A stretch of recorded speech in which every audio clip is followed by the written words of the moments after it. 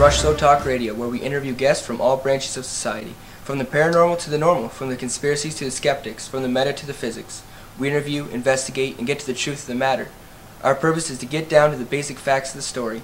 We want the whens, the whos, the wheres, the whys, and the hows. In our case, we go from the top to get to the bottom of every interview for every story. Rush Slow Talk Radio will put the guests in the hot seat, but at the same time give them the chance to give their side of the facts and their opinions. Tonight we have the pleasure to have Bob Keegan in the studio. Bob is a metaphysician who lives right here in Belleville. He has traveled about Canada and the United States with different organizations working in his field. Metaphysics is a very broad field and is not understood by many people. Hi Bob, and thanks for being on the show. Thanks for having me, Aaron, and it's a pleasure to be here this evening. So what attracted you to metaphysics? I think what attracted me to metaphysics was an interest in the supernatural. And metaphysics is the study of the supernatural in a way. It's a philosophy. It's a how does the world work? What's a thing like?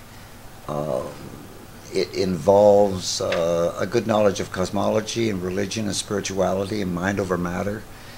And it concerns itself with free will, quantum physics, necessities and possibilities, identities and changes, and something that I've been very interested in is space and time.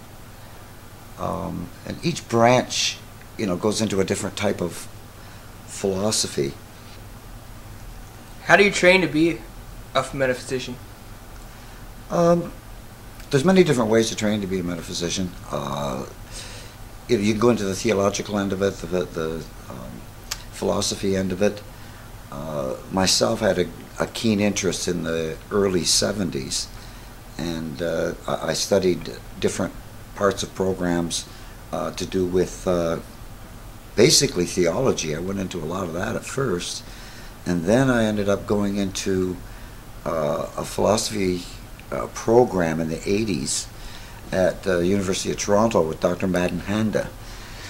He was the head of the philosophy department, and he basically took me under his wing, and I worked with him for a full year after I graduated, and unfortunately Dr. Handa passed away in 1989, and I continued from there with the Cosmic Way Corporation, which was started by Dr. Handa. We continued that for about a year or so, and then I went on to the Institute of Applied Metaphysics, which later became the Institute of Applied Methodology, and then the Bartonian Metaphysical Society, of which I became a director. And we continued our work through the United Nations, and I was one of the founding members. There was 14 of us at the United Nations NGO, a non-governmental organization under the auspices of the United Nations. This organization was called the Institute of Geoneurodynamics, and it was the activation of the sacred sites throughout all the Americas. So that was sort of exciting, and it led me further into my studies in metaphysics. How do you train to be a metaphysician? I begin to wonder really how things work. How does the universe work? Different things that we take a look at, such as this year we've had a lot of birds drop out of the air. Why? A metaphysician would say why, and then he would investigate and of course listen to the media and see what their excuses are of it, or really what happened. Then a metaphysician would say, okay, then is there a possibility of a different phenomena happening than what is reported on the media? And we dig deeper into it. A plausible explanation, like that was given over CNN, was that the birds died of brain hemorrhage. Well, that's not a finite statement. There's something much more. What caused 5,000 red-winged blackbirds to fall out of the air with a brain hemorrhage? Okay, I can accept it was a brain hemorrhage. What caused the brain hemorrhage? So the metaphysician goes a little bit further into the science of it and tries to find out the core of the problem. We're going to take a short break, and then when we come back, I would like to find out some of the exciting points of Bob's career, maybe more of the Indiana Jones types of events. that you might have encountered while doing your field work. And Rushlow Talk Radio will be back after these messages.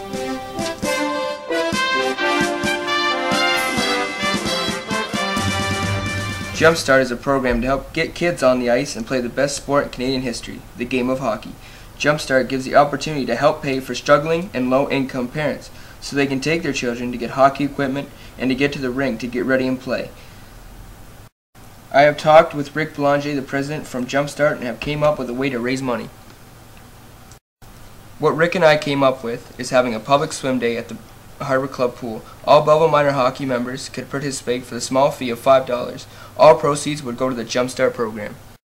You can call Rushlow Talk Radio at 613-661-2287 for more details.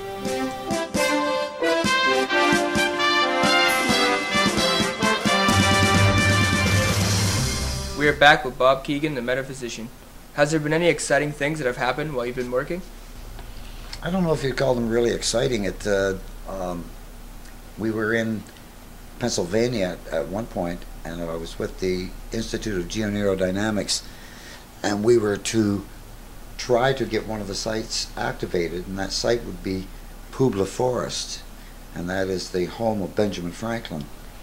And we went on the property with some Aboriginal people because we felt that it would be better with the Aboriginal people rather than the Freemasons,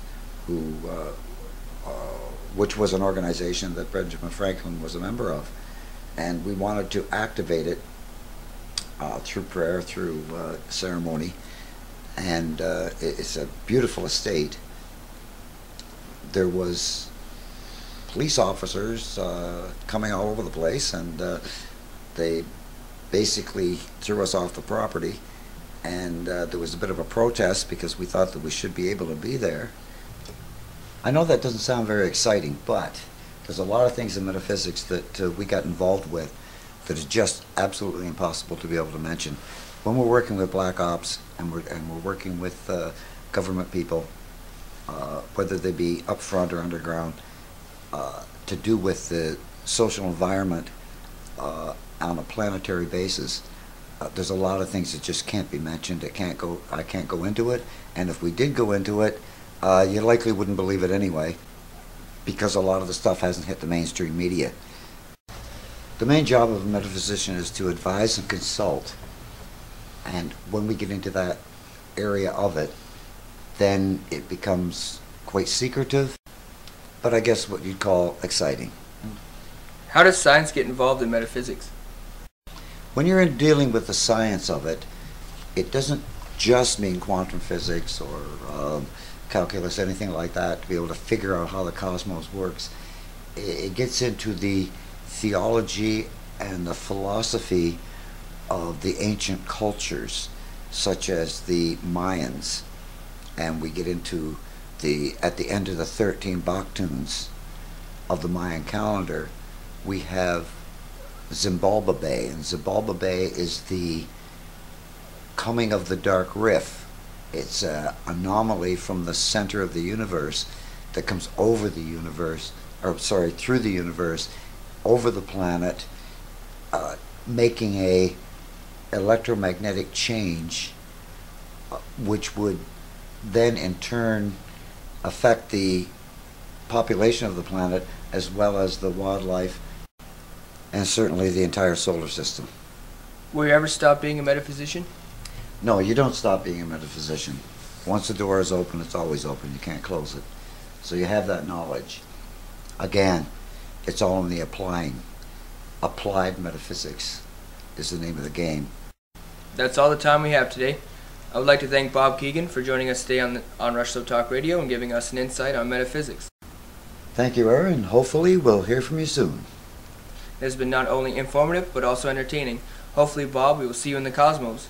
I'm Aaron Rushlow, and this is Rushlow Talk Radio. Thanks for listening.